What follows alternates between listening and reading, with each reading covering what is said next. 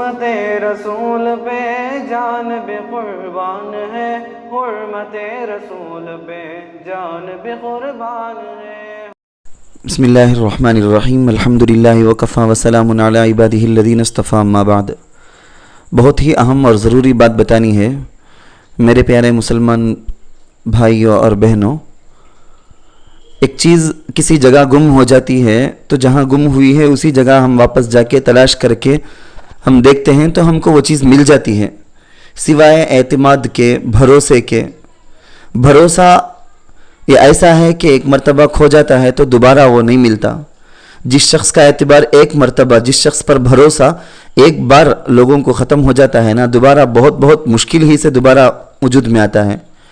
اعتبار ختم ہو جانے میں کسی کے پر بھروسہ جو اٹھ جاتا ہے کسی کے اوپر سے، تو اس میں بنیادی چیز ہے دھوکے کا کوئی کام، دھوکے کی کوئی بات وہ کر دیتا ہے جس کی وجہ سے دوسرے کا بھروسہ اس پر سے ختم ہو جاتا ہے۔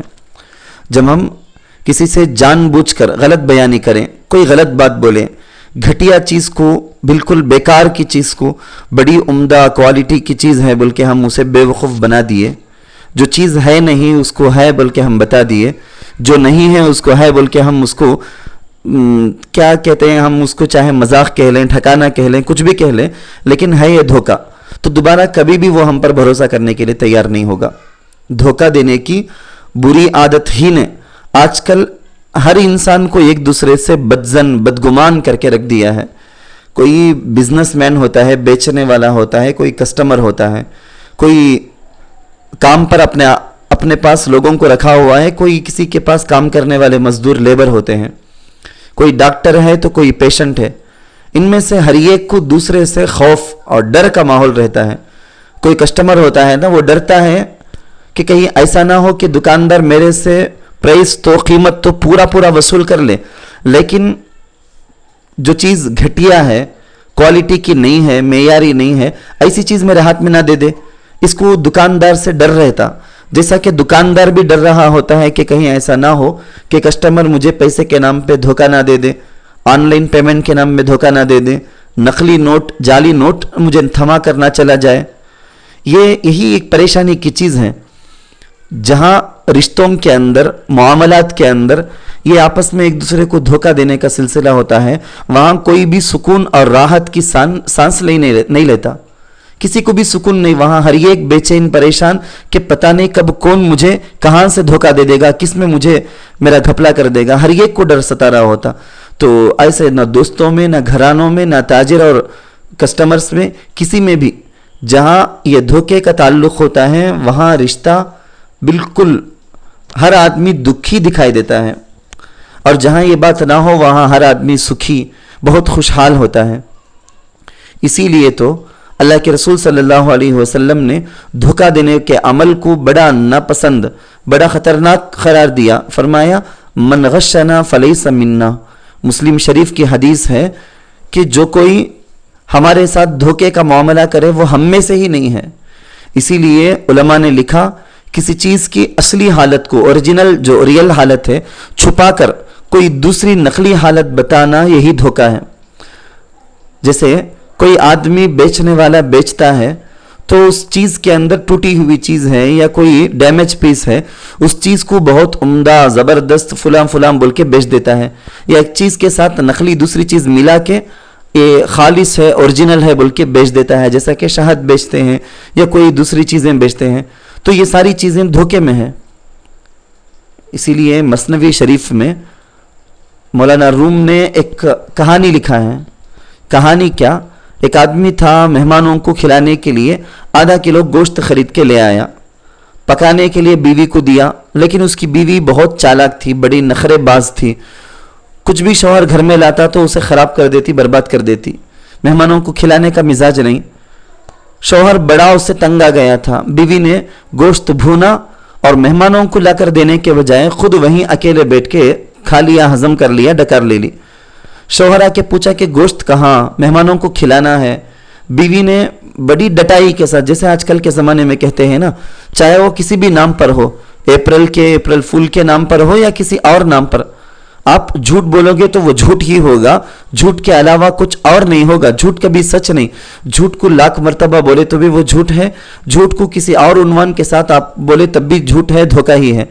بیوی نے بڑی ڈٹائی کے ساتھ کہہ دیا کہ ارے وہ تو بلی کھا گئی, چاہیے تو اور لے کر آؤ گوشت.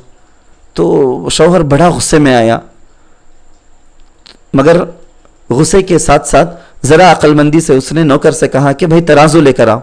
ترازو لایا گیا, بلی کو اس میں رکھ کے تولا گیا. اب شوہر نے کہا کہ دیکھو بلی کا وزن پہلے سے ½ کلو, اب بھی ½ کلو ہے. اگر یہ بلی ہے تو میرا ½ کلو گوشت کہاں, اگر یہ ½ کلو گوشت ہے تو بلی کہاں. تو خیر کہنا یہ ہے کہ دھوکہ دینا, جھوٹ بولنا بہت بری عادت ہے.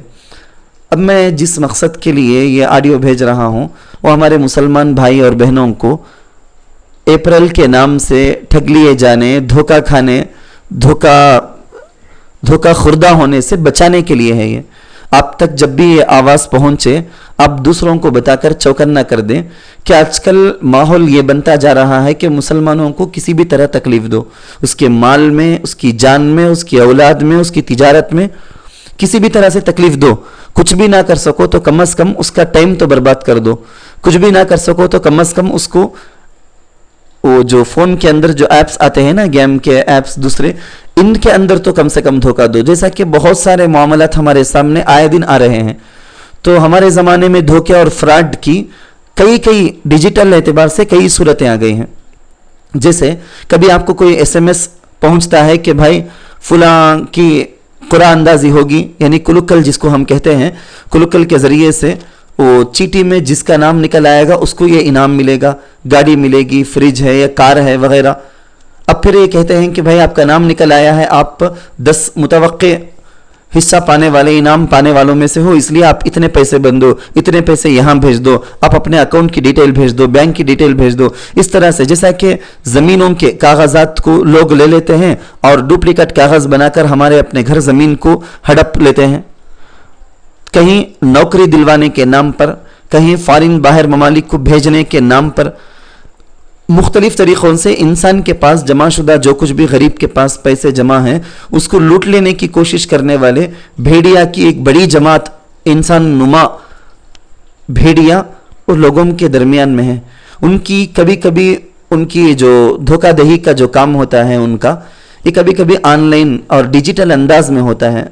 چنانچہ مسلمانوں کو طرح سے دکھ اور تکلیف میں مبتلا کرنا جو ان کا مقصد ہے, اسی مقصد کے پیش نظر ایک ایپ ابھی ہمارے ایک بھائی نے بتایا کہ حضرت رمضان کی گفٹس کے نام پر, رمضان ریلیف کے نام پر مختلف سودوں کے تیل, شکر اور چاول, گھیوں, آٹے, ایسے بہت بڑے باکس ایک باکس بتائے گئے ہیں, بڑے ہیں. اور یہ بتایا جا رہا ہے کہ آپ اس میں اپلائی کریں, اگر آپ مستحق ہیں, حقدار ہیں, تو ضرور آپ کو یہ ملیں گے. یہ کہہ کے اس میں دھوکہ دیا جا رہا ہے کہ اس کو لنک کو ٹچ کیجئے. پھر لنک کو ٹچ کر کے اندر جب جاتے ہیں تو وہاں پر بتایا جاتا ہے, وہاں پر 3-4 نمبر پوائنٹس لکھے ہوتے, پھر اس کے اندر لکھا ہوا ہوتا ہے کہ اس کو شیئر کرو. یہ ہے اصل وہ شیطانوں کا مقصد کہ اس کو 5 آدمیوں کو شیئر کرو, 15 آدمیوں کو شیئر کرو. پھر وہ شیئر کر کے بندہ اور آگے بڑھتا ہے ہرس اور لالچ میں کہ ہو سکتا ہے مجھے فری میں راشن مل جائے.